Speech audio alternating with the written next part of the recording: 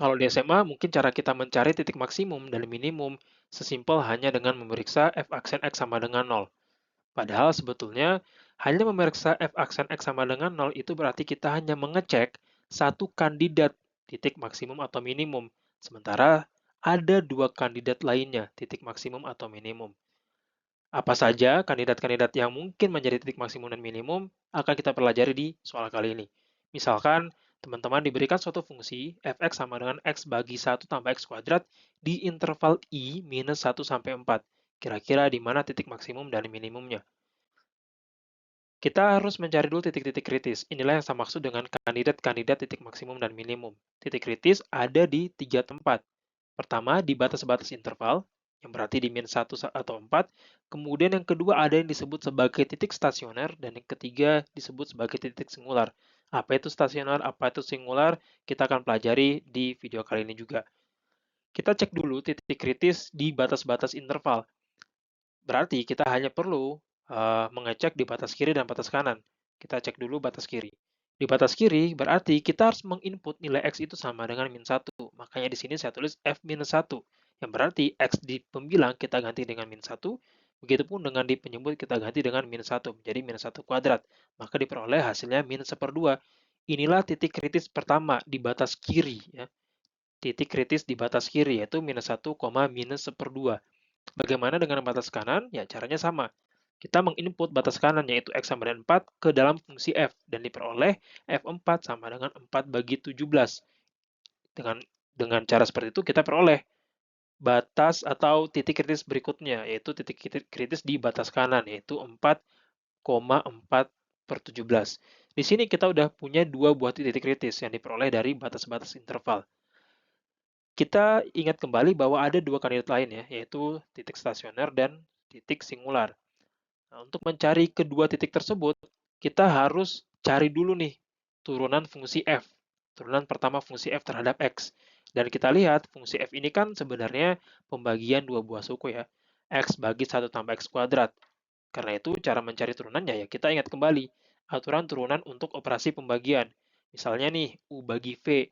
Maka hasil turunannya adalah turunan u dikali v, kemudian u dikali turunan v, dan dibagi v kuadrat. Ya, berarti teman-teman bisa bayangkan ya, berarti u itu adalah x, dan v itu adalah 1 tambah x kuadrat.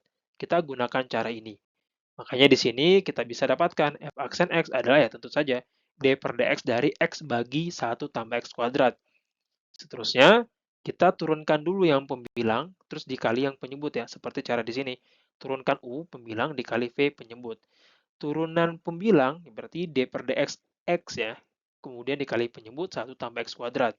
Kurang, kurang, kurang U, pembilang, berarti X, dikali dengan turunan penyebut, yaitu turunan 1 tambah X kuadrat. Terus dibagi dengan penyebut dikuadratkan. 1 tambah X kuadrat di pangkat 2. Kalau kita teruskan, ya di sini berarti turunan pertama X itu 1, kita tuliskan 1 di sini, kemudian dikali dengan 1 tambah X kuadrat, tuliskan saja 1 tambah X kuadrat tetap, kemudian dikurangi X, dikali dengan turunan 1 tambah X kuadrat. Turunan 1 itu 0, turunan X kuadrat itu adalah 2X. Makanya dituliskan minus X kali 0 tambah 2X. Penyebutnya tetap 1 tambah X kuadrat dikuadratkan. Kalau kita teruskan, kita peroleh 1 tambah X kuadrat kurang 2X kuadrat atau sama saja dengan 1 kurang X kuadrat bagi 1 tambah X kuadrat pangkat 2. Inilah hasil turunan fungsi f. Fungsi f turunan terhadap x ini kita gunakan untuk mencari yang namanya titik stasioner dan titik singular. Kita mulai dari titik stasioner. Titik stasioner itu adalah titik di mana turunan f itu adalah 0. Ya, inilah yang teman-teman biasa lakukan ketika SMA. Menurunkan fungsi f terhadap x, terus kita cari kira-kira x berapa yang mengakibatkan hasilnya itu 0. Dan di sini kita tinggal mengganti saja f aksen x dengan 1 kurang x kuadrat bagi 1 tambah x kuadrat pangkat 2 seperti yang kita temukan sebelumnya. Dan karena itu ini dipenuhi kalau 1 kurang x kuadrat sama dengan 0. Ya. Atau 1 kurang x kali 1 tambah x sama dengan 0, yang berarti x itu bisa jadi 1 atau bisa jadi juga minus 1. Kita udah punya dua kandidat untuk titik stasioner. Jadi titik stasioner pun belum tentu cuma 1, bisa 2. bisa 3, dan seterusnya. Dan di sini kita punya dua titik stasioner. Kandidatnya yaitu di X sama dengan 1 dan di X sama dengan minus 1. Coba kita cek satu persatu. Kita ingat kembali bahwa fungsi f itu bentuknya seperti ini, x bagi 1 tambah x kuadrat. Kita ambil dulu kandidat titik stasioner yang pertama, yaitu di x sama dengan min 1. Kalau x-nya sama dengan min 1 dan kita input ke fungsi f, kita peroleh f min 1 sama dengan min 1/2. Dan kita dapatkan inilah titik stasioner yang pertama. Ya, min 1, minus 1/2. Kita cek lagi kandidat titik stasioner yang kedua, yaitu di x sama dengan 1.